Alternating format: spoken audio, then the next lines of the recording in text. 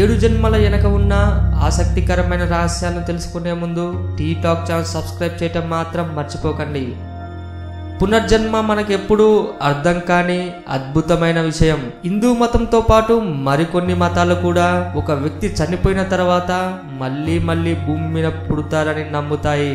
Buddhism కూడా పునర్జన్మను నమ్ముతుంది. మరణం తర్వాత మరో జన్మ ఉంటుందని ఈజిప్టియన్స్ కి బలమైన నమ్మకం ఉంది. హిందూ పురాణాల ప్రకారం పునర్జన్మకి చక్కని ఎగ్జాంపుల్ విష్ణువు. అతను మనిషి రూపంలో అనేకసార్లు జన్మెత్తారు. భూమి మీద ఉండే దుర్మార్గులను నాశనం చేయటానికి విష్ణువు అనేకసార్లు పునర్జన్మ పొందాడు. అలాగే చాలా మంది దేవతలు కూడా పునర్జన్మను పొందినట్టు మనం పురాణాల్లో చూస్తూ ఉంటాం. అయితే పునర్జన్మ గురించి కొన్ని ఆసక్తికరమైన విషయాలున్నాయి. హిందూ పురాణాల్లో ఆత్మ అనేది నాశనం కాదు.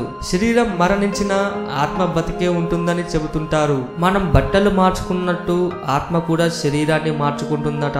మనం చేసిన మంచి చెడులపైన పునర్జన్మ అనేది ఆధారపడి ఉంటుంది. ఒకవేళ ఒక వ్యక్తి మంచి పనులు చేసి మంచి కర్మ పొంది ఉంటే ఆత్మ మళ్ళీ మానవ శరీరంలోకి ప్రవేశిస్తుంది. మరొకవేళ ఆ వ్యక్తి చెడు పనులు చేసి ఉంటే దాని పునర్జన్మ ఆయన చేసిన పనులను బట్టి అనుభవించాల్సి ఉంటుంది.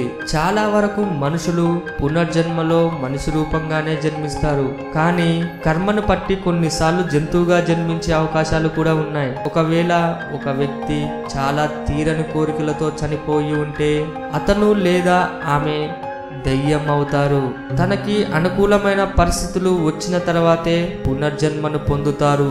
ప్రతి మనిషి 7 జన్మలు పునర్జన్మను పొందే అవకాశం ఉంటుందని పురాణాలు చెబుతున్నాయి. శారీరకంగా మగవాళ్ళుగానే ఆడవాళ్ళు ఆడవాళ్ళగానే 7 జన్మలు పునర్జన్మిస్తారని పురాణాలు చెబుతున్నాయి.